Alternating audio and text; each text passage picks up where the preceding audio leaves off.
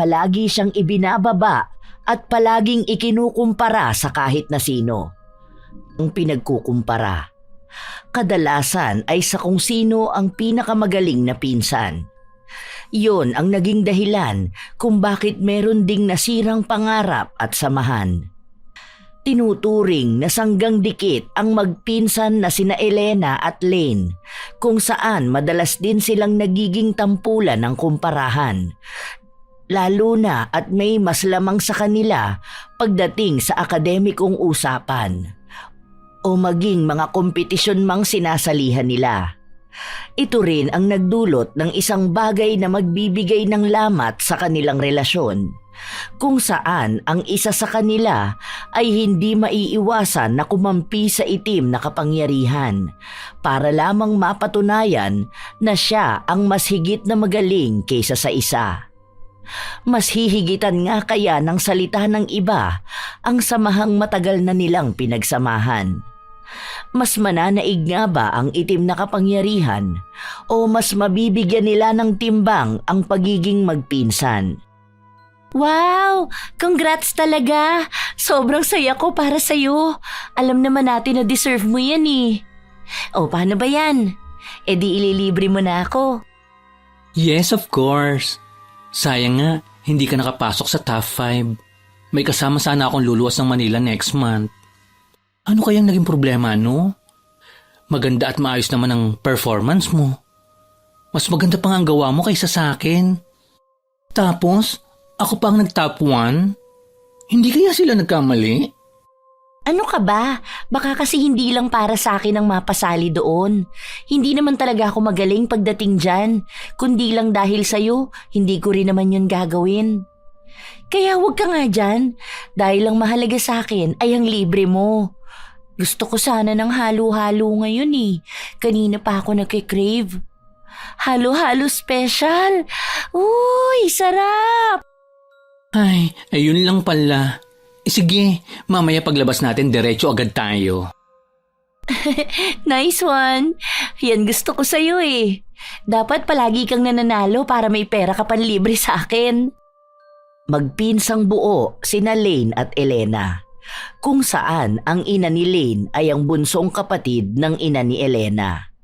Hindi sila magkasundo nung mga bata pa sila dahil matagal na tumira ang pamilya ni Lane sa Maynila at halos 5 taong gulang siya noong bumalik sila ng probinsya upang doon na manirahan. Dahil mas malapit ang bahay ni Elena, palaging sila na ang magkasama. Iisang eskwelahan din ang kanilang pinapasukan. Pareho silang magaling sa kanilang pag-aaral, ngunit halata naman na sa lahat ng bagay ay mas lamang si Lane. Siya ang palaging nakakakuha ng mas maraming papuri. Sure ka ba na yan lang ang gusto mong kainin? Mag-order ka pa, sagot ko naman yan. May premyo kaya akong nakuha. Di ba nga ang usapan, tuwing may cash prize, dapat palagi tayong enjoy kakain. Go na te, grab mo na lahat ng bet mong food. Wag na, busog ako. At alam mo naman na nakadiet ako, di ba? Kasi nga bala ko sumali sa mutya ng barangay. Huy, pumunta ka ha. Samahan mo ko. Kinakabahan kasi talaga ako. Baka kasi magkalat lang ako doon. Alam mo naman kapag kinakabahan ako, di ba? Ay, sure. Don't you worry. Ako na ang bahala sa'yo. Hindi kita pababayaan. Ilalaban natin yan. Kunin mo ang corona dahil deserve ng ganda mo ang maging mutya. Salamat talaga ha. Ikaw lang yung palaging nandyan para sa akin at naniniwalang kaya ko. Hindi kasi ako sinusuportahan ng nanay ko. Palagi niyang sinasabi sa akin na hindi ko naman talaga kaya. Nagmumukha lang akong palaging trying hard. Kaya nga, mas lalo mong patunayan sa kanila na mali sila. Na kaya mo naman talaga. At isa pa girl, ang dami mo na kayang nakuhang awards. Hindi pa ba siya masaya sa'yo? Tignan mo ha, nagpupush kang maging better person. Tapos, nag-aaral ka ng mabuti. Wala kang bisyo at hindi ka pariwara. Eh dun pa lang, panalong-panalo ka na eh. Hindi siya magiging masaya sa akin dahil konti lang naman ang naipanalo ko. Di ba madalas na pang second lang ako? Hindi katulad mo na halos lahat talaga ng sinasalihan mo na ipapanalo mo. OA naman ni tita. Alam nga namang lahat ng sasalihan mo, ipapanalo mo. Ang mahalaga doon, may lakas ka ng loob na lumaban sa mga bagay na gusto mong labanan. Doon pa lang sa may lakas ng loob na lumaban, panalo ka na eh. Yun nga ang hindi maintindihan ni Mama kasi gusto niyang ipanalo ko lahat. Minsan nga nawawala na ako ng lakas ng loob na magsasali sa mga ganyan. Kung hindi lang dahil sa'yo at pati na rin kina tita na palaging sumusuporta sa akin. Ay nako, kaya malaki ang pasasalamat ko sa'yo eh. Hoy, baliw ka ba? Bakit ka titigil sa mga gusto mong gawin? Tandaan mo girl, hanggat naniniwala ka sa sarili mo na kaya mo, magagawa mong makuha ang mga pangarap mo. Huwag mo akong dramahan ng ganyan ha. Kung ako nga malaki ang tiwala ko sa iyo, tapos ikaw nawawalan ka ng tiwala sa sarili mo. Ay, ayusin mo yung ganyang mindset mo girl. Hindi uso sa atin yan. Binatukan pa ni Lane ang pinsan na mukhang natauhan din sa mga kanina niyang sinabi. Ilang beses na nilang napag-usapan ang mga bagay na ganito, kaya kahit na anong laban o mga nais na gawin ni Elena ay talagang suportado ang pinsan. Bunsong anak si Elena at 3 silang magkakapatid. Ang dalawa niyang ate ay may magagandang buhay na at may mga napatunayan na sa kanilang karera. Kaya pinipilit ng dalaga na ipakita sa kanyang mga magulang na kahit anong mangyari ay magtatagumpay din siya. Ngunit pinapakita at pinaparamdam sa kanya ng kanyang ina na kahit na anong gawin niya ay hindi siya hihigit sa mga kapatid niya. Nang kinagabihan na yon ay umuwi na rin ang magpinsan. Nakatira lang sila sa iisang barangay at mauuna ang bahay na uuwian ni Elena. Kaya hinatid na muna siya ni Lane. Hello tita. Lumabas lang kami saglit ni Elena, kaya po gabi na kami nakauwi. Pero dyan lang naman po yun, kumain lang kami. Nanalo po kasi sa piano contest si Lane. Nag-top siya dito sa lugar natin at ilalaban siya sa susunod na buwan doon sa Maynila. Nakakatuwa nga po eh. Ay, sakto. Andito na rin naman po ako. Ipapaalam ko na rin po si Elena. Isasama po namin siya. Mag-aarkila po ng sasakyan si Papa. At kung gusto nyo, pwede rin po kayong sumama. Hindi sumagot ang ginang. Hindi niya pinansin ang dalawa at nagtuloy-tuloy lang na pumasok sa loob ng bahay. Ang magpinsan naman ay nagkatinginan. Tila ba alam na nila ang ibig sabihin ng pakikitungong yon ni Pasing. Ay, ang syala naman ni tita. Mukhang hindi siya masaya sa narinig niya. Attitude naman. Baka masama lang ang pakiramdam. Kahapon kasi sinisipon siya. Hayaan mo na. Basta ako, masaya ako para sa'yo. Oy, promise mo ha. Pupunta ka sa laban ko. Sabay na tayo. Huwag kang mag-alala dahil sagot ko naman ang mga gastusin. Kasi magbabaon naman kami nun. Isa pa, wala naman tayong pasok nun. At para makagala na rin tayo sa Maynila. Tumango lamang si Elena. Ngunit baka sa kanyang mukha na hindi siya sigurado kung makakasama nga ba siya. Pagsarado niya ng pinto, bumungad sa kanya ang mukha ng ina na salubong ang kilay at nakapamewang. Ano, masaya ka ba na nanalo ang pinsan mo? Ano ba yung naipanalo niya? Yan ba yung sinasabi mo na sabay ninyong sinalihan? Oh, ano nangyari sa'yo? Huwag mo sabihin na hindi ka man lang nakapasok, kahit pumangalawa ka man lang. Hay naku naman, hindi ka na talaga nahiya para sa sarili mo? Hindi po ako nakapasok sa top 5. Nahirapan po kasi ako sa pinagawa sa akin. Okay lang po yun, may iba pa naman po kaming sasalihan. At lalaban din po ako ng mutya ng barangay. First time ko lang din naman pong sumali doon. Sinubukan ko lang. Sumabay lang ako kay Lane. Kaya po hindi ko talaga iniisip na makakapasok ako sa top. Alam ko naman na hindi ka makakapasok eh. Dahil ano ba nga asahan ko sa talunan na kagaya mo? Hindi ka naman talaga lumamang sa pinsan mo, ano? Palagi ka na lang nasa likuran niya. Magkaiba po kasi kami. Minsan po kasi may mga bagay siyang kaya niya at doon siya magaling. Habang ako naman po ay magaling sa ibang bagay na hindi niya kaya. Magkakaiba po ang bawat tao, ma. Siguro naman po napapansin niyo yun. Kaya ayos lang po sa akin kung may naipapanalo siyang hindi ko kaya. Saan ka naman magaling? Ni wala ka ngang nilamang sa kanya kahit sa bagay na sabihin mong magaling ka. Tingnan mo nga, nabalitaan ko na ang dami niyang makukuhang award sa moving up nyo. Tapos ikaw, hindi pa sigurado ang iba. Ano ba naman yon, Elena?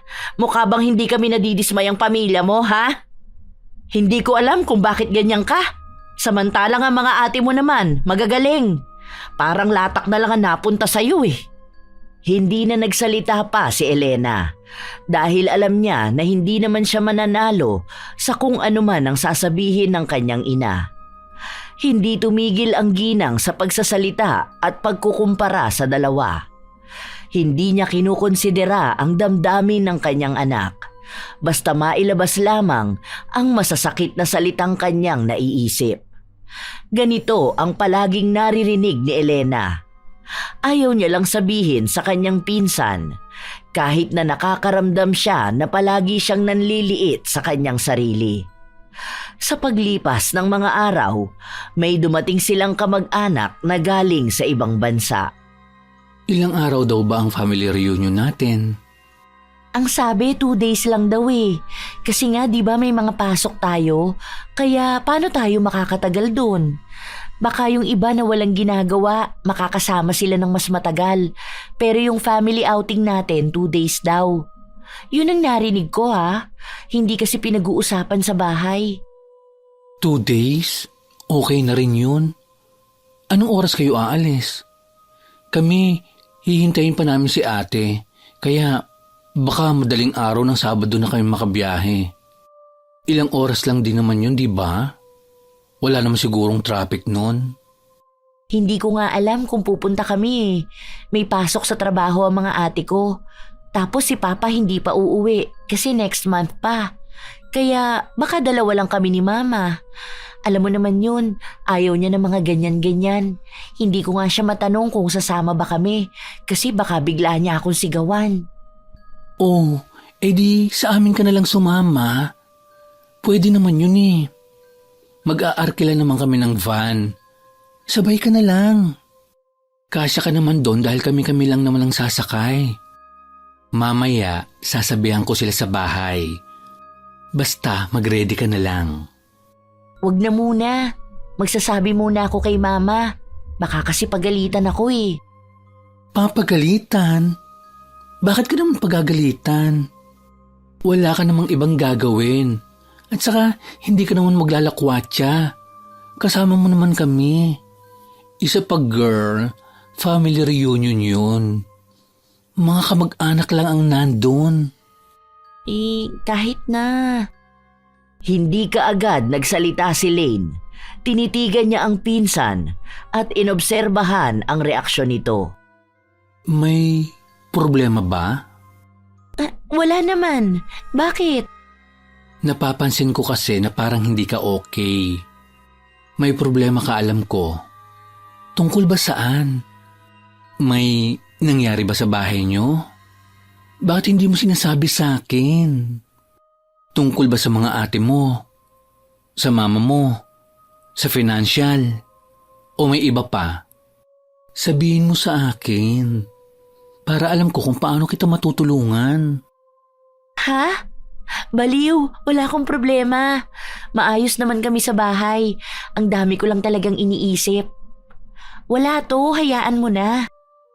Kinakabahan ka ba para sa mutya ng barangay? Normal lang yan dahil ganyan naman talaga ang nararamdaman ng lahat ng mga sumasali sa pageant. Kahit naman hindi pageant, normal lang ang kabahan. Pero kaya mo yan. Tiwala lang sa sarili mo. Hindi na ako sasali. Ha?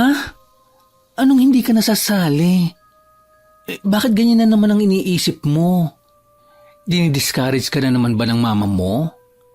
Kinausap na nga yan ni mama nung nakaraan at sinabi sa kanya na huwag naman siyang masyadong mahigpit sa'yo.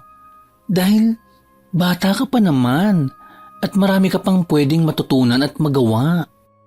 Bakit mo pa sinabi kay tita? Kaya siguro galit na naman sa akin si mama.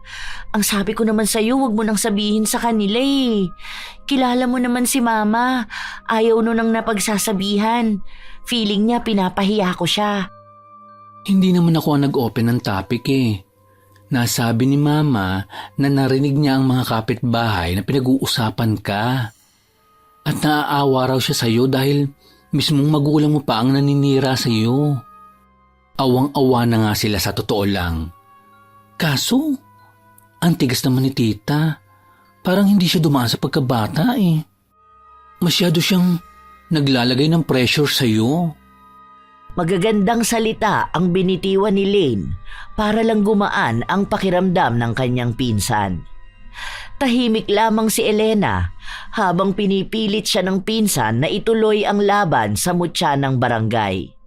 Kahit na alanganin siya sa suporta ng kanyang ina dahil naroon naman daw ang pamilya ni Lane na handa siyang suportahan sa mga bagay na nais niyang gawin. Sa paglipas ng mga araw, walang tigil si Lane sa pangungulit sa kanyang pinsan. Hanggang sa isang gabi, bago ang reunion, ay dalawa lamang sina Elena at Pasing ang nasa hapagkainan na pag-usapan nila ang tungkol sa pagpunta roon. Hindi ako pupunta. Ayoko makita nilang palpak ang bunso kong anak. Tatatlo na nga lang ang anak ko, pumalya pa sa huli. Kung sana talaga dalawa na lang ang inanak ko eh. Kaya ko pang ipagyabang sa lahat. Kaso wala eh. Yung huli pa ang magbibigay ng kahihiyan sa akin. Hindi naman po kasi tungkol sa inyong reunion, ma. Umuwi po si tita. Kaya siguro naman po, hindi na sila magtatanong tungkol sa atin. Si Elaine nga po pupunta doon. Hindi naman po siguro pag-uusapan ng 2 araw ang tungkol sa atin. Magsasaya-saya lang po doon. Isa pa yon, kaya mas lalong ayaw ko. Andun ang bida-bidang pamilya na yon. Mabait naman po sila. Anong mabait? Ang yayabang na mga yan. Nakita mo ba mga post nila sa FB? Wala silang ibang ginawa kundi ang ipakita ang nakukuhang achievements ng anak nila. Eh di kung naandun ka, ipagkukumpara lang kayong dalawa. Magkasing edad kayo, tapos sa ganyan mong edad wala ka pang maipagmamalaki. Nako, baka umuwi tayo nang wala sa oras. Bakit po ba ganyan kayo magsalita sa akin? Wala naman po akong ginagawang masama ah. Lahat naman po pinagsisikapan kong makuha, tapos hindi pa rin kayo proud. Hirap na po akong ipakita sa inyo na kaya ko naman po talaga, pero hindi kayo naniniwala. Hindi naman po ako nakakahiya dahil may mga achievements naman po ako. Ako, tigilan mo ako sa mga drama mong ganyan, Elena. Ayan, diyan ka magaling. Ang pagmukhain na masama ako. Baka akala mo hindi ko alam na nagsusumbong ka sa nanay niyang magaling mong pinsan. Hindi ko po sila nakakausap. Hindi po ako nagsusumbong. Kunwari ka pa dyan na wala kang alam.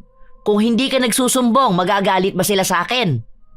O sige, sumama ka sa kanila sa reunion na yan para mas lalong maipamukha sa'yo na wala ka talagang binatbat sa kanya.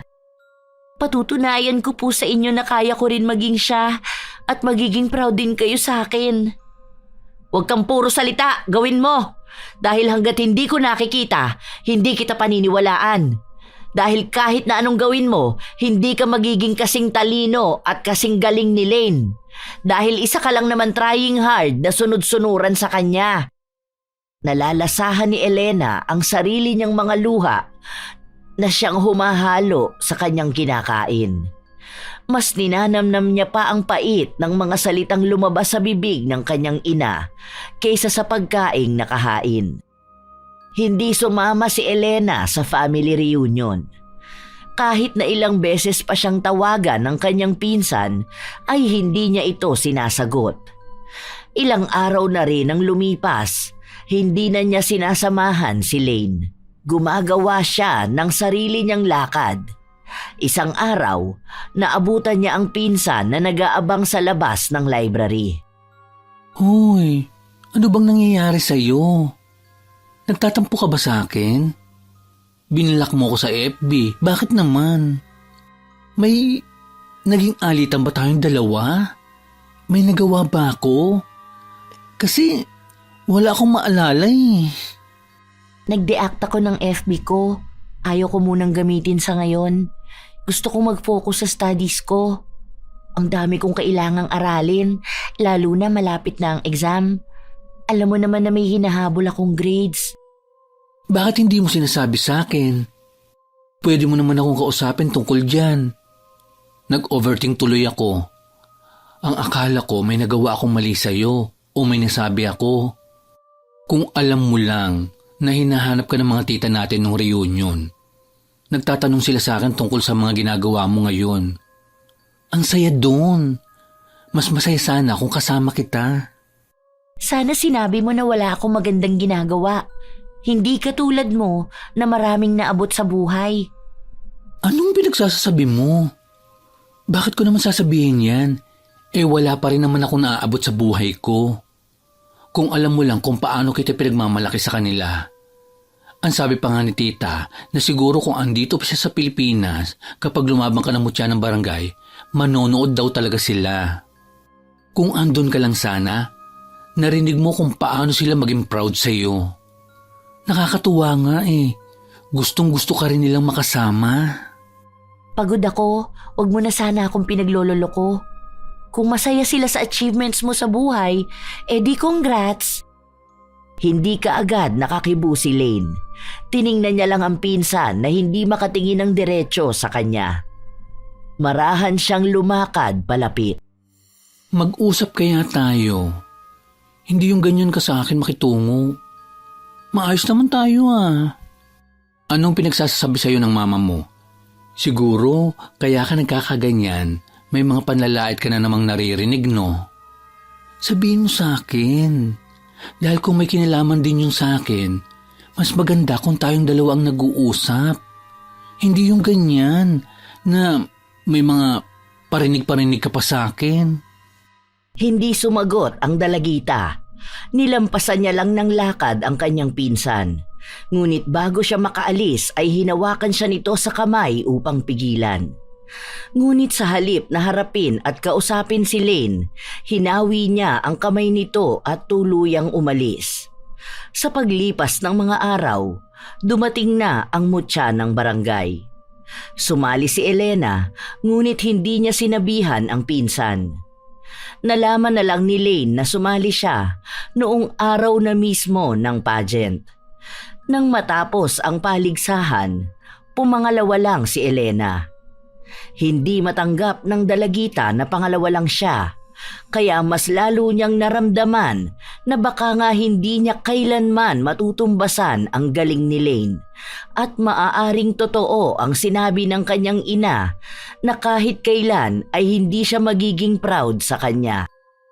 Ano bang mali? Bakit ba hindi ko magawang manalo? Ginawa ko naman ang lahat ah. Bakit hindi ko magawang makuha ang gusto ko? Bakit hindi ko kaya? Ibinigay ko na lahat ng kaya ko. Kulang ba ako? Lugmok ang dalaga na nakatingin sa salamin.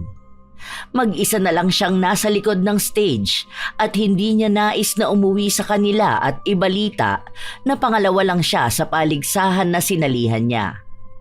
Habang mag-isa siya, biglang bumukas ang pinto at napukaw ang kanyang atensyon. Agad niya rin namang nilingon kung sino yon. Anong ginagawa mo rito? Ano, masaya ka ba na pangalawa lang ako at hindi ko nakuha ang corona? Ha? Oo, masaya ako na pangalawa ka, pero hindi pangalawa lang. Congrats! Ano, saan tayo? Mukhang masarap kumain ng pares ngayon, ano? Pwede bang lubayan mo na ako? Huwag mo na ipagdukdukan sa akin na ikaw ang pinakamagaling sa lahat. Napatayo si Elena at nagsisigaw. Kahit na anong pilit ni Lane na pakalmahin siya ay hindi niya nagawa. Umuwi si Elena na bitbit ang nakuha niyang premyo at ang sama ng loob. Pagpasok niya sa bahay ay bumungad ang kanyang ina at ang dalawa niyang ate na magkakasama sa sala at nagkukwentuhan. Bakas ang dismaya sa mukha ng kanyang ina matapos niyang ibalita ang parangal na nakuha niya. Ano? Hindi ba sinabi ko na sa iyong sinasayang mo lang yung oras mo sa kasasali sa ganyan? Anong napala mo? Napahiya ka lang. Mabuti na lang talaga at hindi ako nanood. Hindi ko kakayanin ng kahihiyan. Hay, andoon pa naman ang mga kabarangay natin. Mamaya may masabi pa sila sa akin. Sinita ng ate ni Elena ang kanilang ina at sinabi na wag naman siyang ganoon magsalita sa kanya. Ngunit hindi nakinig si Pasing at sinabi lang na wag siyang pakialaman sa kung paano sila dinidisiplina. Sa paglipas ng mga linggo, hindi pa rin pinapansin ni Elena ang kanyang pinsan. Habang si Lane naman ay binibigyan ng oras ang dalagita na makapag-isip.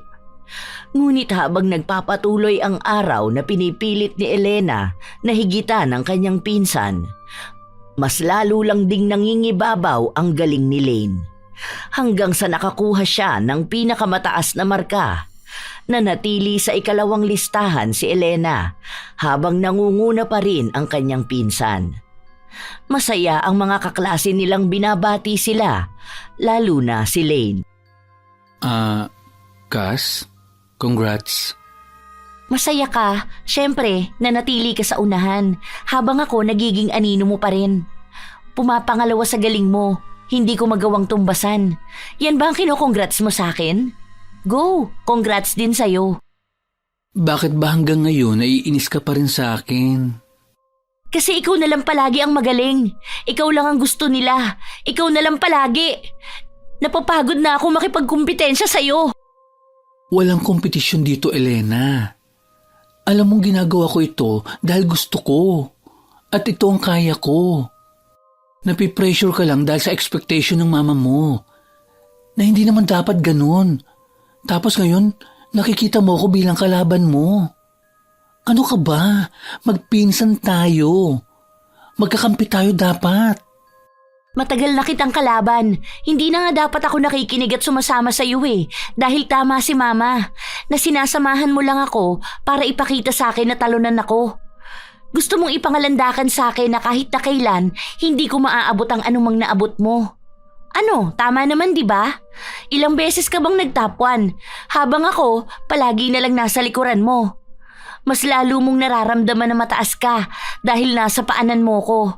Ginagamit mo lang ako at madali lang naman para sa'yo magpanggap na sinusuportahan ako. Sinubukang lapitan ni Lane ang pinsan, ngunit umatras lang ito. Hindi matitigan ni Elena sa mata si Lane dahil kahit paano ay nakakaramdam siya ng konsensya. Dahil alam niya sa kanyang sarili na hindi naman totoo ang mga ibinintang niya, pero yun ang pilit na ipinamumukha sa kanya ng kanyang ina. Kaya yun na rin ang kanyang nakikita. Pwede ba na mag-usap muna tayo? Hindi yung ganyan. Nagagalit ka sa akin na wala naman talagang katuturan? Ayusin natin to. Hayaan mo na ako dahil ayaw na nga kitang makasama. Mahirap bang intindihin yun? Matalino ka naman, di ba? Magpinsan tayo. Kung yun lang ang tanging ugnayan na meron tayo, mas gugustuhin ko pang putulin yun. Simula ngayon, ayaw na kitang makausap. Dahil hindi na pinsan ang tingin ko sa'yo. Isa ka ng kalaban, kakumpetensya sa buhay ko na dapat kong lampasan at higitan. Hindi na magbabago ang tingin ko na yun sa'yo kahit na kailan. Matapos itong sabihin ni Elena, ay agad na rin siyang umalis. Ilang beses pa siyang pinigilan ng pinsan para makausap, ngunit ayaw niyang makinig. Sobrang bigat ng kanyang dibdib habang lumalakad pa uwi sa kanilang bahay. Hindi niya mapigilang alalahanin ang masasaya nilang pagsasama na ganun na lang niya bastang itatapon dahil lang sa nararamdaman niya. Ngunit kung ito naman ang magiging dahilan para ipagmalaki ng kanyang ina, Handa siyang isakripisyo ang anumang samahan nila ni Lane. Nakauwi ka na pala. Mabuti naman dahil uutusan kita. Akala ko mamaya ka pa uuwi dahil makikisama ka na naman sa pinsan mong magaling. Tapwa na naman siya, di ba? Ngayon lang yan pero sa susunod yan malalampasan ko rin siya. Nangangarap ka na naman ata dyan. O sige na, magpunta ka na doon sa kinaaling Tere at kunin mo yung pera na hulog niya. Bilisan mo dyan, maglilinis ka pa ng kusina. Hay, sa susunod huwag ka magpapalit ng uwi. Ang daming kailangang asikasuhin dito sa bahay. Nais pa sana ni Elena na tumanggi dahil gusto niyang mapag-isa at makapagpahinga. Ngunit siya lang ang maaasahan sa ganitong utos. Agad din siyang nagpunta sa bahay ng ginang kahit na hindi pa siya nakakapagpalit ng suot niyang uniforme. Ito lang po ba yung pinapakuha ni Mama?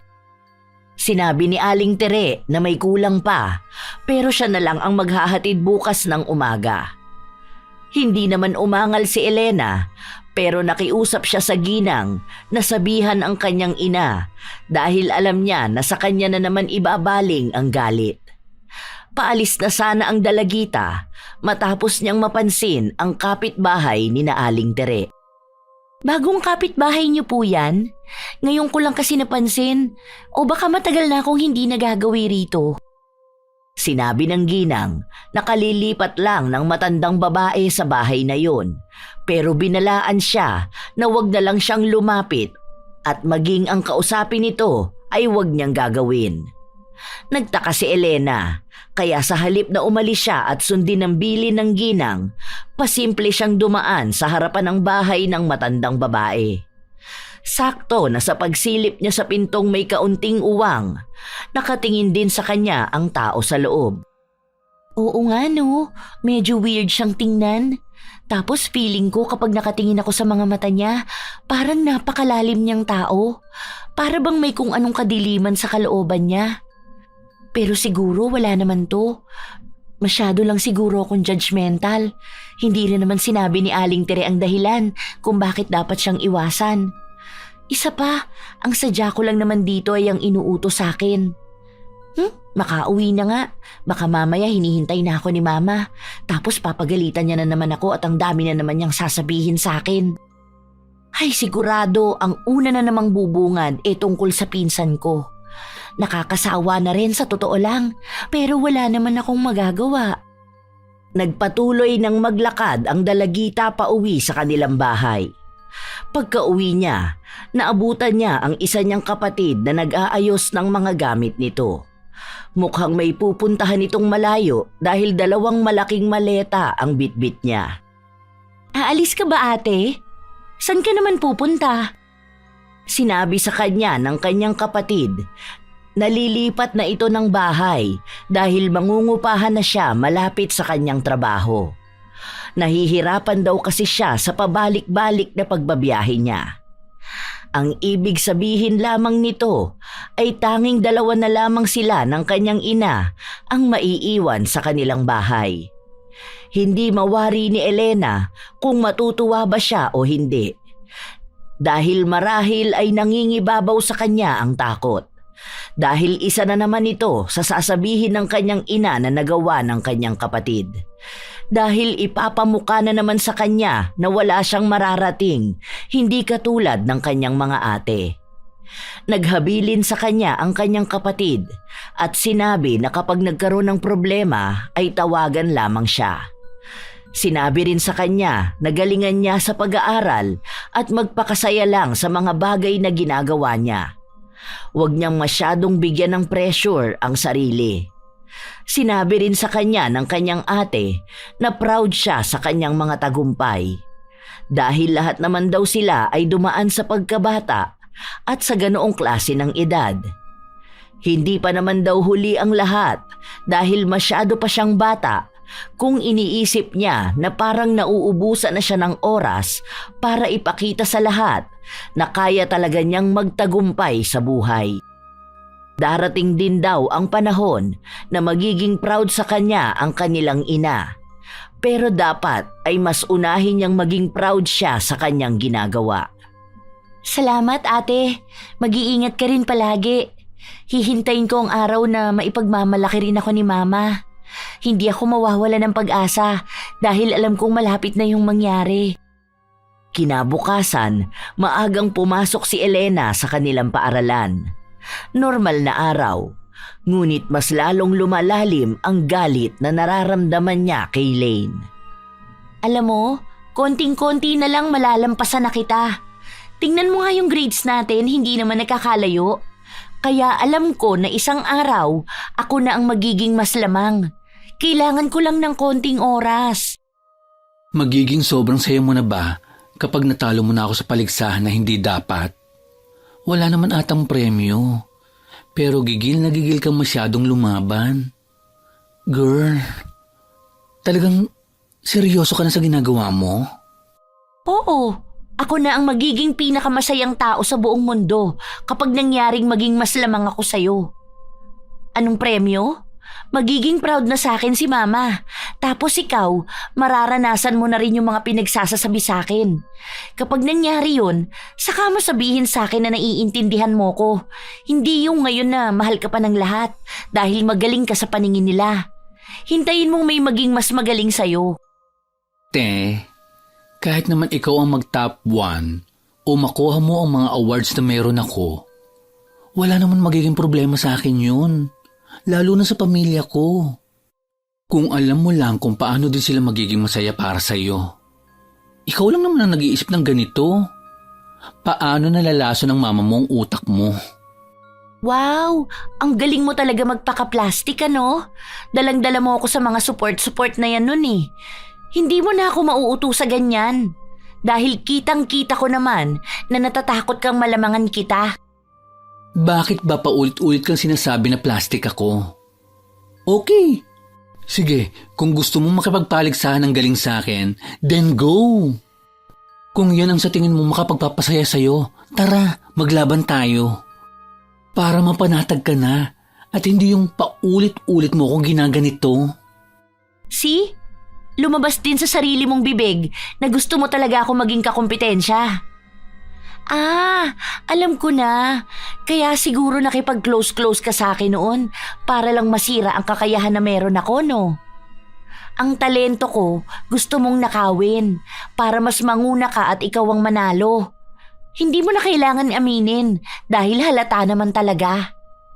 Hindi na kumibo pa si Lane dahil alam niya na kahit ano namang sabihin niya ay mauuwi lamang ito sa gulo. Sarado ang kaisipan ni Elena pagdating sa mga ganitong klasing usapan. Dahil simula nang tingnan niya bilang kalaban ang pinsan, doon na rin tila ba natapos ang malalim nilang ugnayan. Nais man ni Lane na ipaliwanag sa pinsan kung ano ba ang naging malaking epekto sa kanya ng mga sinasabi ng kanyang ina, lalo na kapag pinagkukumpara sila. Ngunit mismong si Elena na ang tumatanggi sa katotohanan. Gusto ni Lane na si Elena ang makatuklas ng malaking pagbabago sa kanyang ugali simula nang tingnan niya ang pinsan bilang mahigpit niyang karibal sa tagumpay at papuri ng mga tao. Nang kinahapunan na yon, sinabi ng kanilang guro na sa susunod na buwan na nila ilalabas ang anunsyo kung sino sa kanila ang tatanggap ng may pinakamataas na parangal. Pero kahit hindi pa man banggitin kung sino yun, alam na nila na si Lane yun. Lalo na simula pa noong unang araw ng kanilang klase, namamayagpag na ang talino at galing ni Lane. Ilang beses na rin niyang binigyan ng karangalan ng kanilang seksyon dahil sa mga kompetisyon na pinapanalo niya. Naririnig ni Elena ang usap-usapan sa loob ng silid-aralan, kaya hindi niya maiwasang mapataas ang kilay. Sus, puro pangalan niya lang naman ang mga binabanggit ninyo. Andito pa naman ako. Nakalimutan na yata nila na konti lang ang lamang ni Lane sa akin. Pero alam naman nilang lahat na kaya ko naman siyang habulin, lalo na ngayon na ang tataas na mga score na nakukuha ko sa exam. Kaya hindi malabo na sa akin mapunta ang may pinakamataas na parangal. Well, hayaan ko na lang silang magulat sa magiging announcement ni Ma'am sa susunod na buwan. Magkagulatan na lang talaga sa resulta. Napapadalas na ang pag-iisa ni Elena. Dahil simula pa lang naman noon, ang pinsan na niya ang kanyang tanging kaibigan. Kaya ngayon na hindi na sila nag-uusap, wala na rin siyang nakakasamang iba. Hindi naman maikakaila na mas maraming naging kaibigan sa kanya si Lane, at hanggang ngayon, ang mga yun ay patuloy pa ring lumalapit sa kanyang pinsan. Kinabukasan, walang pasok sa eskwela. Dumalo sa isang binyagan ang mag-ina, kung saan doon din nila nakita ang pamilya ni Lane. Ang iba sa mga bisita ay kanilang mga kamag-anak. Napapansin ni Elena na tumitingin sa kanya ang pinsan kahit na marami siyang kasama sa isang lamesa. Nangungusap ang mga mata ni Lane na para bang gusto siyang lapitan at kausapin. Pero tanging si Elena na rin ang nagbibigay ng hudyat na ayaw niyang makausap si Lane. Ito pala ang bunso kong anak, si Elena. Naalala mo nung bagong panganak ako nagpunta ka sa bahay? Siya yung baby ko noon. Hello po, kumusta naman po kayo? Ngayon ko lang po kayo nakita. Natuwa ang matandang babae habang kausap si Elena. Marami itong itinanong sa kanya patungkol sa mga ginagawa niya sa buhay at maging sa kanyang pag-aaral. Nakatanggap din siya ng papuri sa mga tagumpay na nakuha niya. Hindi naman na ikakaila pa ni Elena na sadyang natuwa talaga siya sa mga naririnig niya. Pakiramdam niya ay may tao na ring nakakakita sa kanya at nagiging masaya sa kung anuman ang naabot niya sa buhay. Naku, ano namang nakakatuwa sa palaging nasa pangalawa lang? Nakakahiya nga eh. Dapat hindi na niya sabihin ang mga bagay na yan. Nagmumukha lang tuloy siyang kawawa at mahina. Natahimik ang dalagita matapos na marinig ang sinabi ng kanyang ina. Napayuko siya at ang tuwa na kaninang nararamdaman niya ay bigla na lamang naglaho. Sinabi ng matandang babae na dapat ay proud pa rin siya dahil sa dami ng tao, hindi naman lahat ay kayang makakuha ng kung ano ang nakukuha ng kanyang anak. Sinabi rin kay Pasing na swerte siya sa kanyang mga anak, lalo na sa kanyang bunso na halatang dedikado sa mga ginagawa. Saka na ako magiging proud kapag naging katulad na siya ni Lane. Kung yun ang anak ko, baka magpalagay pa ako ng tarpaulin sa bawat barangay. Pero kung ganyan na palagi na lang kamuntikan manalo, wag na at nakakahiya lang. Ayoko sabihin na palaging pangalawa lang. Dapat doon sa palaging nagbibigay ng karangalan, palaging nangunguna. Ayan, ganyan kay Lane. Ayan talaga ang anak na masasabi mong swerte ang magulang. Hanggang sa umabot na makauwi na sila sa kanilang bahay, lahat ng nakakausap ni Elena at bumabati sa kanya ay kinukontra ng kanyang ina. Kaya sa halip na maging masaya siya, ay nanliit lang lalo ang kanyang tingin sa sarili. Kinabukasan, inutusan ulit si Elena ng kanyang ina na kunin ang hulog ni Aling Tere. Salamat Sige po, sabihin ko na lang kay mama na bukas na lang ang kulang. Basta po, chat nyo na rin siya para alam niya.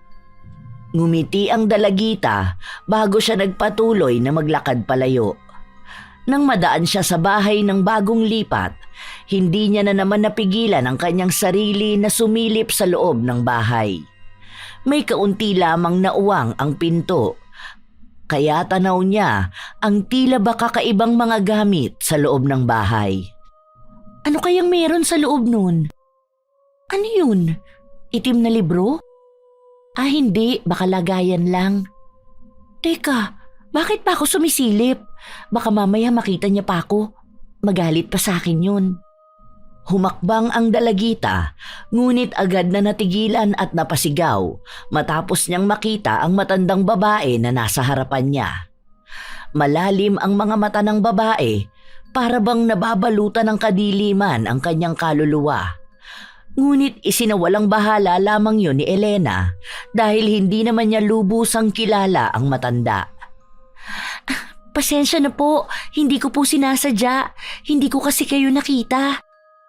Yumuko ang dalagita sa pagtatangka niya na maglakad palayo, Nagsalita ang matandang babae na siyang naging dahilan upang matigilan siya sa paglalakad. Ano pong ibig niyong sabihin na mukhang may kailangan ako? Si Aling Tere po ang sinadya ko rito. Huwag po kayong mag-alala. Wala po akong kailangan sa inyo. Sinabi ng matandang babae na nakakaramdam siya ng mabigat na enerhiya na nanggagaling sa kanya. Para daw itong nagmumula sa galit na nasa kalooban niyang nais na kumawala. Ikinagulat ni Elena ang mga salitang kanyang narinig. Hindi man niya nais na aminin na tunay nga ang sinasabi ng matandang babae. Simula noon ay hindi na naalis sa isipan ni Elena ang mga katagang binitawan ng matanda. Lalo na ang sinabi sa kanya nito na maaari siyang matulungang mailabas ang galit na yon. Ano kayang ibig sabihin ng matanda na yun? Ay, ano ba naman yan? Hindi na ako nakakatulog ng maayos kakaisip dyan. Siguro dapat kong puntahan ng matanda na yun para malinawan ako. Ayoko ng ganito. Kinabukasan, nagtuturo pa ang kanilang guro pero hindi na makapaghintay pa si Elena na umuwi upang puntahan ang matandang babae. Mabilis lang din namang lumipas ang oras bago umalis ng kanilang paaralan. Dumaan muna si Elena sa likod ng entablado para tignan ang mga kasamahan niya sa organisasyon na sinalihan niya. Naabutan niya ron si Lane. Mukhang masaya ito na nakikipag-usap sa mga kasama nila. Bakit? Anong meron? Parang ang sasaya niyo ah. Ibinalita sa kanya na nanalo ang organisasyon nila at dahil si Lane ang nagsisilbing presidente, mabibigyan siya ng parangal. Para yun lang? Saka lahat naman tayo kumilos para dito, hindi lang naman siya. Oo, sabihin na natin na siya ang leader, pero wala naman yung pagkapanalo na yan kung siya lang mag-isa. Mas malaki ang ambag natin kaysa sa ambag niya. Oh, bakit parang lumalabas dito siya lang ang magaling? Paano naman tayo? Anong papel natin dito? Tagabuhat sa kanya? Wow, nasanay naman yata masyado. Tapos ang spotlight sa kanya lang? Hindi naman yun ang punto ko, Elena. Isa pa, alam naman nating lahat na malaki ang sinakripisyo ko para lang maging mas maingay ang organisasyon natin sa buong campus. At ngayon lalaban na tayo sa district competition. Hindi ko rin naman kayo naaalisan ng credits ha. Palagi naman kasamang pangalan nyo. Kaya kung may personal kang galit sa akin, ilabas mo itong organisasyon natin. Kunwari ka pa. Ginagamit mo lang naman ang pangalan ng organization para sa pansarili mong interes. Tingnan mo, nagmumukha ka na namang magaling niyan dahil sa tulong ng ibang tao. Buhat na buhat ka ng lahat ano? Katulad sa akin, hindi mo naman makukuha yung mga awards mo kung hindi mo ako dinidistract para bumaba ang grades ko. Naku, kawawa talaga sa'yo mga tao. Ang galing mo magpanggap na mabait. Ang husay, grabe. Palakpakan natin yan. Anong pinagsasabi mo? Never ako nang gamit ng ibang tao. Isa pa, tinutulungan mo ko at tinutulungan din kita. Hindi ko naman kasalanan na nananalo ko sa mga sinasalihan ko. Alam mo, ayokong lumalapat tong away nating dalawa. Panay ka pagpaparinig sa akin. Ako na nga ang nakikipag-ayos sa'yo, ang taas pa rin ng pride mo. Talagang gusto mo na magtalo tayo sa harap ng ibang tao? Never ka nang gamit ng tao? Kaya pala pinakiusapan mo ko noon na wag na akong lumaban sa poster making. Para ano? Para lang ikaw ang manalo. Noon mauuto mo pa ako. Pero ngayon na aware na ako sa mga ginagawa mo, gusto ko na rin magbigay ng warning sa iba. Isa pa, hindi na tayo magbabati pa dahil ayoko sa ugali mo. Kung pwede lang putulin na rin ang pagiging magkamag-anak natin eh. Mama mo ang kausapin mo, wag ako. Dahil alam kong nagkakaganyan ka dahil napapressure ka sa kanya. Kaya please lang, wag mo sa akin ibunto ng lahat ng galit mo. Hindi naman tayo dapat nag-aaway eh. Pero masyado mong dinadamdam na pinagkukumpara tayo na ang dapat mag-take ng accountability nito ay ang mama mo na siyang gumagawa ng ikasasama ng loob mo. Walang kinalaman si mama rito. Hay, makaalis na nga. May importante pa akong gala. Humabol pa ng salita si Lane, ngunit isinawalang bahala lamang ito ni Elena. Para sa kanya, ang mga salita ng pinsan ay wala ng halaga pa. Hanggat hindi siya ang mas nangingibabaw sa lahat, hindi niya kailanman tatanggapin pabalik sa kanyang buhay si Lane. Malapit nang dumilim ang kalangitan nang makarating ang dalagita sa bahay ng matandang babae. Pinapasok siya nito sa loob at ipinaliwanag sa kanya ang lahat. Kulam po? Gusto ninyong gumanti ako ng kulam? Hindi ko po sigurado kung kaya ko ba tong sinasabi nyo kasi natatakot din ako sa mangyayari. Sinigurado ng matandang babae na wala namang mangyayari sa kanya kung sakali man na gawin niya yon. Ang pangkukulam lang daw kasi ang magiging mas mabilis na paraan para makabawi sa galit na nararamdaman niya. Meron bang kulam na hindi siya mamamatay o kaya magkakaroon ng sakit na malubha? Kahit galit ako sa kanya, feeling ko hindi ko kayang makita na magkasakit siya dahil sa akin. Ang gusto ko lang, maging mas magaling sa kanya at maipakita sa nanay ko na kaya ko para maging proud siya sa akin. Sinabi ng mangkukulam na pwede yon. Sinimulan nila ang ritual dahil may mga gamit si Elena na nag-uugnay sa kanyang pinsan. Yon ang ibinigay niya. Habang pinapanood niya kung paano isagawa ang ritual, nagtataasan ang kanyang mga balahibo. May mga salitang binabanggit ang matanda na kahit hindi niya maunawaan ay natatakot siya. Matapos ang ritual, umuwi na rin kaagad si Elena. Naabutan niya ang kanyang ina na naglilikom ng mga damit. Mabuti naman umuwi ka na. Ano, saan ka galing? Baka naglalandi ka na ha? At mabuntis ka dyan ng kung sino-sino lang. Talagang gusto mo maging pariwara ang buhay mo, ano? Walang-wala ka talaga sa pinsan mo. Bahay at school lang ang pinupuntahan. Matalino, masipag, at halatang swerte ang magulang. Wala namang problema na bakla siya, pero mas matalino pa siya kaysa sayo. Hay, bakit ba nagkaanak pa ako ng katulad mo? Sana talaga tinuloy ko na lang ang pagpapalaglag sa'yo nun eh. Hindi sana ako disappointed ngayon. May pinuntahan lang po ako. Hindi naman po ako lumalandi. Aba, siguraduhin mo lang. Ayoko makabalita na magiging disgrasyada ka. Bigyan mo naman ng kahihiyan ng pamilya na ito kahit na minsan. Wala ka na ngang ipinagmamalaki sa pag-aaral mo. Magiging pasakit ka pa sa pamilyang ito. Hindi na nakapagsalita pa si Elena nang pumasok na sa loob ng kwarto ang kanyang ina. Magiging proud ka rin sa akin. Malapit na. Maipapakita ko rin sa lahat na hindi ako kahihiyan sa pamilyang ito, na kaya kong higitan ang kayang gawin ni Lane. Kinabukasan, maagang pumasok si Elena upang magpunta sa silid-aklatan.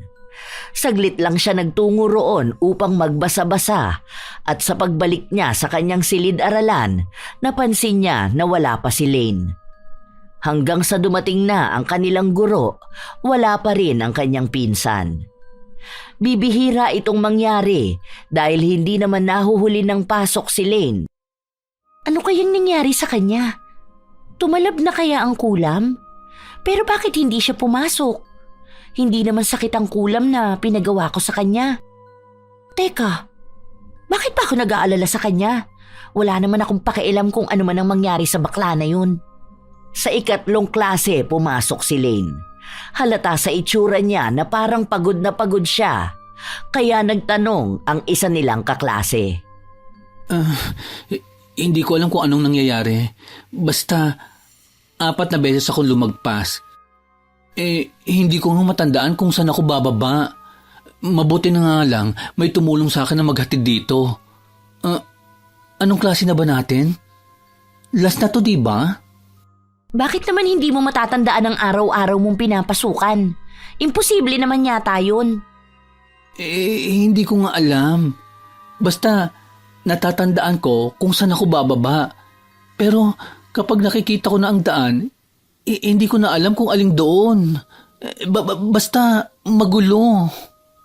Hindi na kumibo pa si Elena. Nagkaroon sila ng aktibidad sa klase na yun. Para sa dalagita, madali lang yun sagutan kaya siya ang unang nagpasa ng papel.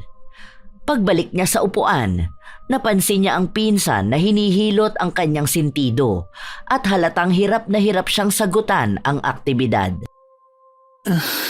Bakit ba wala akong maalala dito?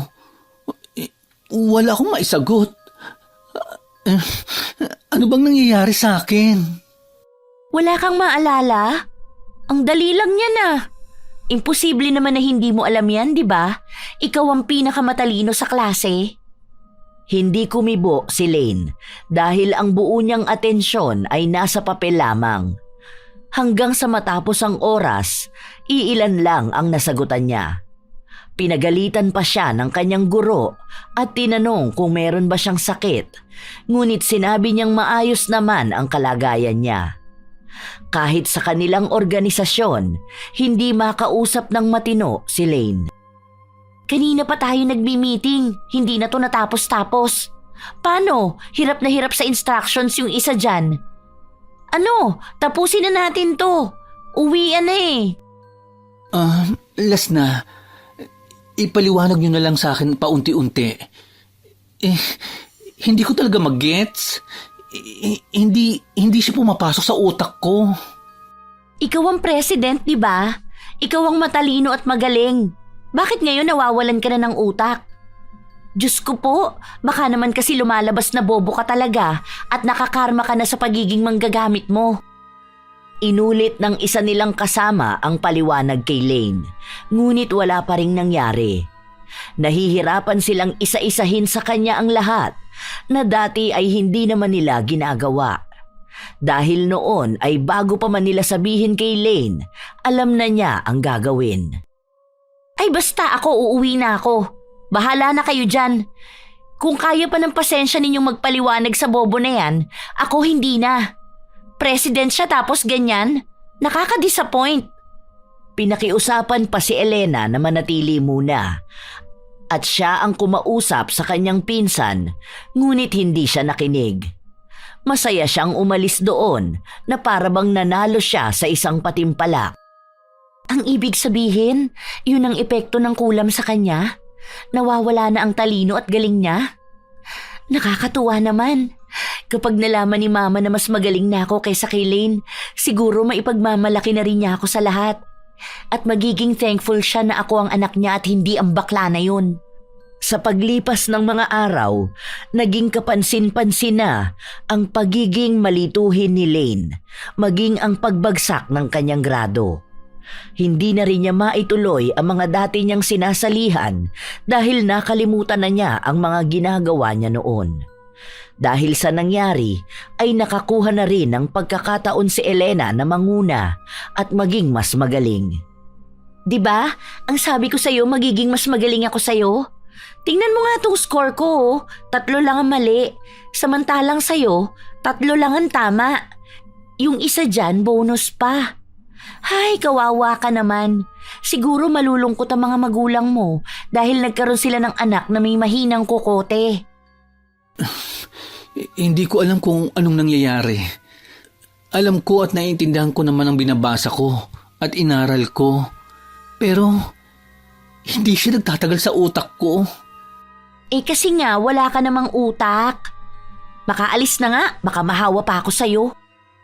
Malawak ang ngiti ni Elena na umuwi sa kanilang bahay. Agad niyang ibinalita sa kanyang ina na mataas ang mga grado na nakuha niya at panigurado na bukas ay malalaman na nilang lahat na sa kanya mapupunta ang may pinakamataas na parangal. Nabalitaan ko nga ang nangyari kay Lane.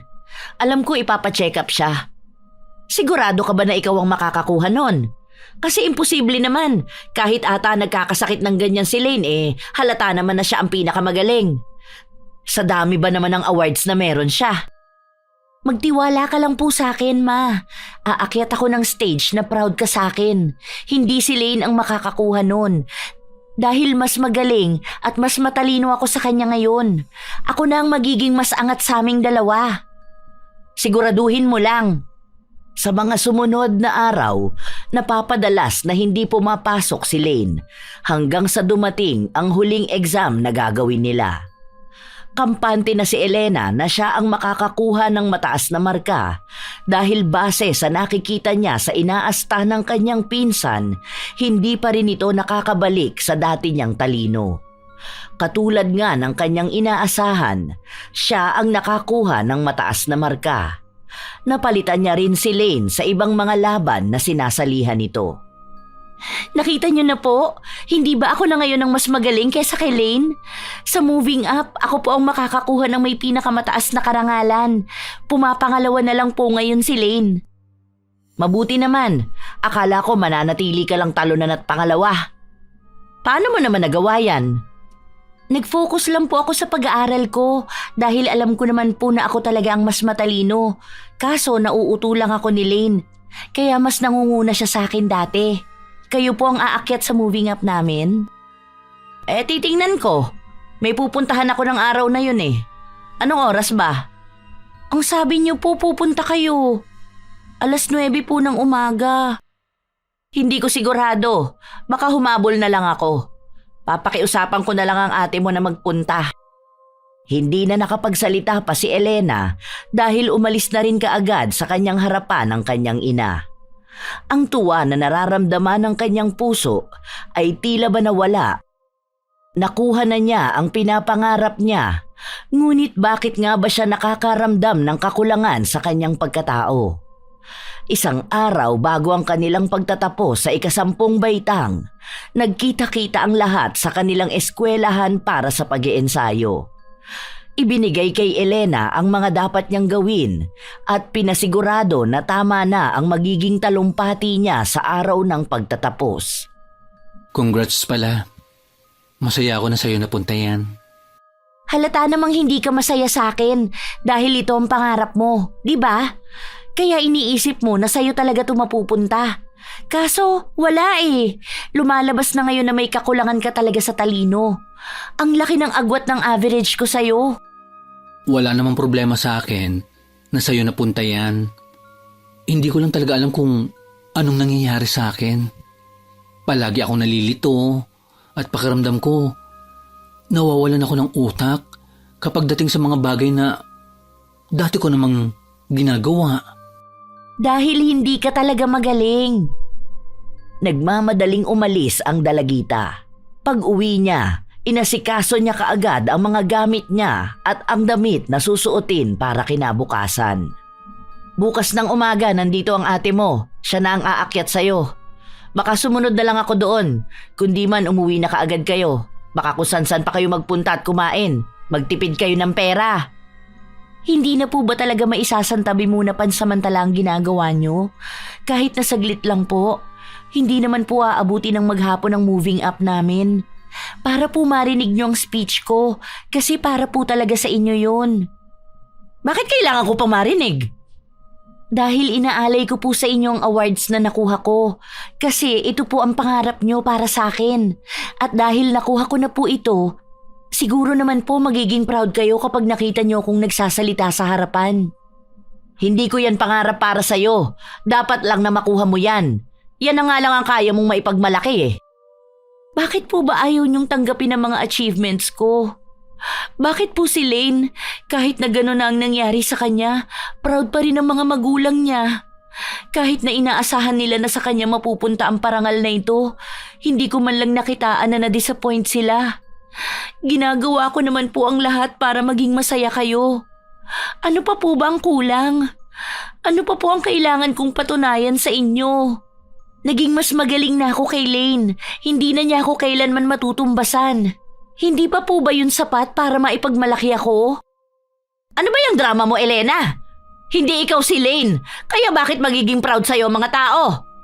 Tigilan mo nga yung pagiging OA mo. Huwag mo akong inisin dahil baka hindi kita papuntahin sa moving up ninyo bukas. Hindi na napigilan ng dalagita na maiyak. Nang buong magdamag na yon ay hindi siya gaanong nakatulog. Kinabukasan, nagising siya na wala ang kanyang ina. Ang dalawa niyang ate ang naroon. Napansin din ang pamamaga ng kanyang mga mata Ang tangi niyang dinahilan ay naiyak siya kagabi dahil sa sobrang tuwa. Hindi niya inamin ang tunay na nangyari. Habang nagpapatuloy ang araw, naghihintay pa rin si Elena at nagbabaka sakali na makita ang kanyang ina. Ngunit kahit na anino nito ay hindi niya natanaw.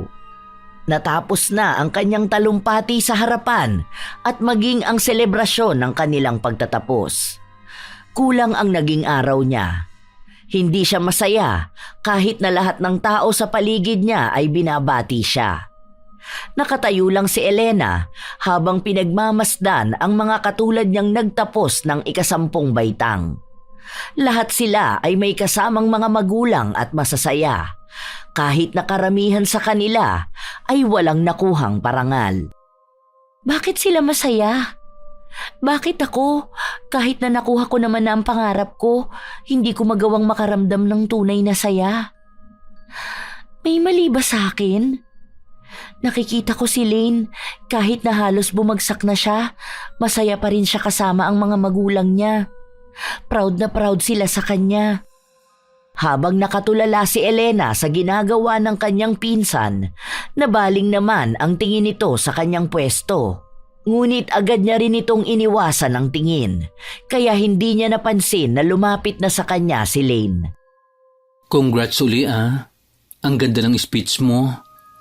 Ikaw ang gumawa nun? Parang poetic style. Sabi ko na nga ba magaling ka talaga sa paggawa ng mga tula. Kaya dapat, yan ang pagtuunan mo ng pansin sa susunod. Magaling ka naman sa ibang bagay, pero alam ko na mas magsashine ka sa paggawa ng mga tula. Huwag ka na magpaka-plastic. Hindi ako nagpapakitang tao.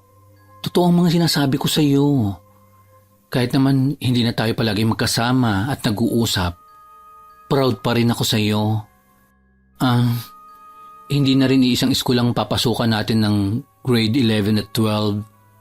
Pero alam ko naman na kaya mo roon. Ako kasi, hindi muna ako mag-aaral nitong taon na ito. Dahil hindi ako nakapasa sa entrance exam. Baka kailangan ko muna magpahinga. Naghahanap na rin kami ng doktor na makakatulong sa akin para makabalik sa dati ang pag-iisip ko. Basta, go ka lang kung saan ka magiging masaya ha.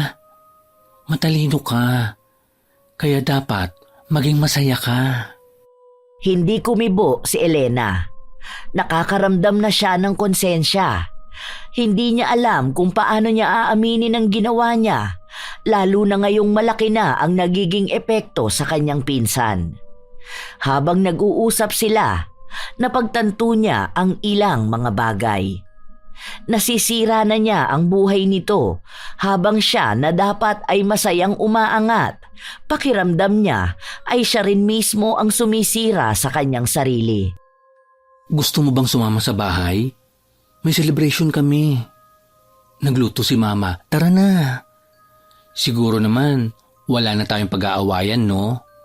Kasi siguro wala naman na tayong pag-aagawan na posisyon sa school. Ikaw nang nakakuha ng pinakamataas na parangal. Bakit may handaan sa inyo? Wala ka namang nakuhang mataas na award ah. Hindi mo naman to nakuha.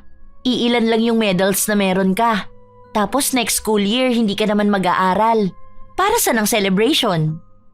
Dahil sa awa ng Diyos, kahit papaano natapos ko ang grade 10. Hindi naman dahil huminto ako pansamantala. Dahil sa nangyari sa akin, hihinto na rin ang buhay ko sa pag-celebrate ng mga bagay na mayroon ako. Proud sa akin ang mga magulang ko. At lalo na ang sarili ko. Katulad mo, dapat maging masaya ka dahil ikaw ang nakakuha ng mataas na parangal. Tandaan mo, katulad sa palaging sinasabi ko sa iyo, hindi mo kailangang magmakaawa sa ibang tao na maging proud sila sa iyo. Dahil ang unang tao na dapat magdiwang ng tagumpay mo ay ang sarili mo. Kahit ilang libong tao ang maging proud sa iyo, kung hindi ka magiging proud sa sarili mo, hindi ka magiging masaya. Basta, kapag gusto mo magpunta sa bahay, welcome ka palagi. Congratulations! Proud ako sa iyo! Napaatras si Elena nang yakapin siya ng kanyang pinsan. Nang kumawala siya, ay agad na rin siyang umalis dahil ayaw niyang manatili roon, sapagkat mas lalo lang siyang nakadarama ng lungkot at pag-iisa. Bakit parang ako pa ngayon ang nagdurusa? Gumawa ako ng masama sa pinsan ko na tanging nakakaintindi sa akin para lang maipakita sa lahat na mas magaling ako sa kanya. Tama nga siya. Hindi ibang tao ang magiging malaking kalaban ko, kundi ang sarili ko. Nasa isang sulok lamang ang dalagita, mag-isa at umiiyak. Patuloy niyang iniisip ang nangyari kay Lane. Sinisisi niya ang kanyang sarili dahil mas inuna niya pa ang pansariling kagustuhan kaysa ang pakinggan ang sinasabi ng pinsan. Hindi na siya nag-aksaya pa ng oras na puntahan ang matandang babae para bawiin ang sumpa na ipinataw nila kay Lane. Sinabi sa kanya ng matanda na sa oras na tanggalin nila yon, babalik ang katalinuhan ni Lane at magiging malaking hadlang yon sa kanya. Wala na akong pakialam dahil hindi ko rin naman maatim na maging masaya kung palagi na lang akong maiinis sa mga taong mas magaling sa akin. Hindi man si Lane, may ibang taong mas aangat kaysa sa akin. Hindi ako magiging mas magaling kahit kanino dahil kahit na anong galing ko, may taong mas angat sa akin. At kahit naman anong gawin ko, ikukumpara pa rin ako ng nanay ko sa kanila. Kaya bakit ko pahihirapan ng taong naniniwala sa akin? Hindi na muli pang nagtanong ang mangkukulam. Gumawa na siya ng ritual upang alisin ang sumpa na ipinataw niya kay Lane. Ngunit sinabi ng matanda na hindi ganon kabilis babalik ang talino ni Lane. Kailangan nilang maghintay ng ilang buwan pa. Simula rin ng araw na yon, nagbago na ang pakikitungo ni Elena sa kanyang pinsan. Nais niyang maibalik ang samahan na sinira ng pagnanais niyang maging mas angat. Ha? Bakit dala mo yung medal mo? Ano naman ang gagawin mo dyan? Tapos na ang moving up natin. Hindi ito para sa akin. Para sa'yo to. Ha? Sa akin? Ano namang award yan? Award mo bilang isang mabait na pinsan, matalino, talented at supportive. Sa'yo naman talaga dapat to. Hindi ko to dapat pinilit na kunin sa'yo. Sorry ha.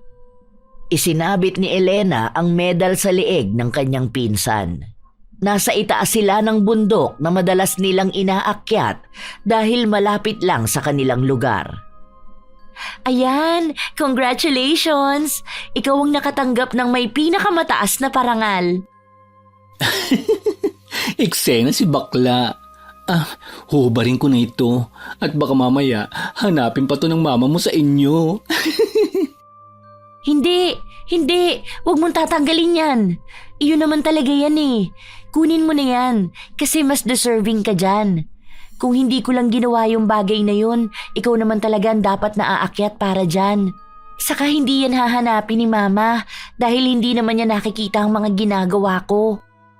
Seryoso ka ba? Bakit naman sa akin ito mapupunta? Munti ka na nga akong hindi makapasa.